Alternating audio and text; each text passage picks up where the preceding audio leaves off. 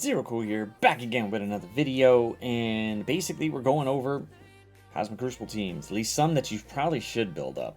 I know it's going to get rough with all the stuff coming up for the 32-man tournament, but hey, you might as well do something while you're sitting around waiting for this over the next week. But as you see on the screen, obviously we're going to go ahead and build up MOE. MOE is ridiculous in Crucible. Taking out that speed up on Wakanda is great, but they can do some other interesting things, slowing down, speeding, slowing down a lot of the team. Absorbing Man over there kind of can take a hit, and kind of can't, but hey, it is what it is. Kang over there waiting to do the Kang bang, and once that snaps off, usually the match turns around pretty quickly if they were losing, but at the moment you're basically going up against Wakanda. But next week, Jesus, MOE is probably going to be used all over the place if people aren't putting Wakandans on defense, which would be a very, very, very new thing to do because we've been stuck in Season 2 for a minute, and it looks like we're still getting Season 2 and Season 3. But whatever, people, it is what it is. But MOE is probably the second one to go with. Next one, Unlimited. Jesus, man, this team, they were beautifully good in Season 1. Season 2, they fell off because the room bonuses didn't favor them. But they are still a powerful team. And every now and then, if you can take out somebody to improve the team, it can be decent. I'm not recommending it, but you could take out Sunfire for Red Hulk and maybe Phantomex for Emma and see how that goes. But it's up to y'all. Y'all got to figure that out if you want to do that. Splitting up two teams is kind of rough, but Unlimited can do some wonderful things, especially against Darkhold. They can still take them out. They can take out Gamma, but it's a really tricky match because if that Rolk snaps off, it could be very, very disastrous. Plus, if they're in room 4, whether it's offense or defense, you're still going to revive, but still a pain to go up against them. And you definitely want to make sure you're building them up because they do some wonderful things.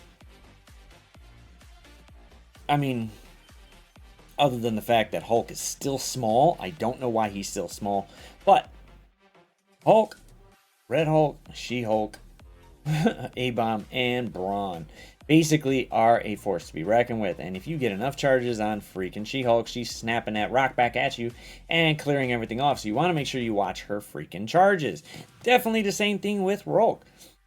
If you put them in a sort of, I don't know, placement here, you could go ahead and mess up things. Every now and then I'll switch it up and put Hulk in place of She-Hulk and switch them around. I just don't really. It's the end of the season. Might as well try something different, see what happens, see if they'll hit him more. Who knows? But Brawn comes in. If you leave Brawn alone for too long, he basically heals up the team, puts immunity on. So you might want to watch out for that. But build this team up, especially Red Hulk.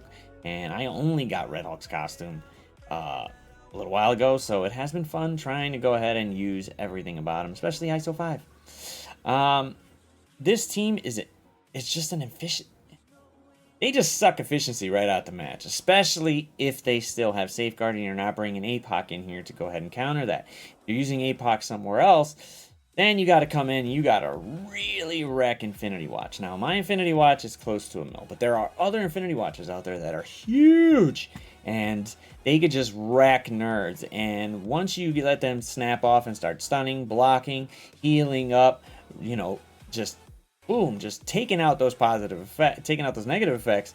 Next thing you know, you got Gamora coming in, you got Nebula helping. Ye does do well against them. You just have to know how to use them to do it, and you can go ahead and knock this team right out. But Infinity Watch still is a big efficiency sink. So basically, build them up, put them on defense. They're gonna just annoy your opponent, and that's what we want to do. And the final big one, obviously, is Darkhold. Now, this setup is just garbage anyway, but I'm just putting the characters out there. Now, you definitely want to have Agatha on the corner and MILF right next to her, so that way Agatha gets the assist from MILF, and that's what you want. You could take out Scarlet Witch here and replace her with somebody else, possibly. I've seen Kingpin, I've seen Bishop, I've seen Zemo, I've seen Dormammu, I've seen Doom. Basically, you're trying to mess up the turn order on other teams that come into it, but Darkhold still holds a lot of weight.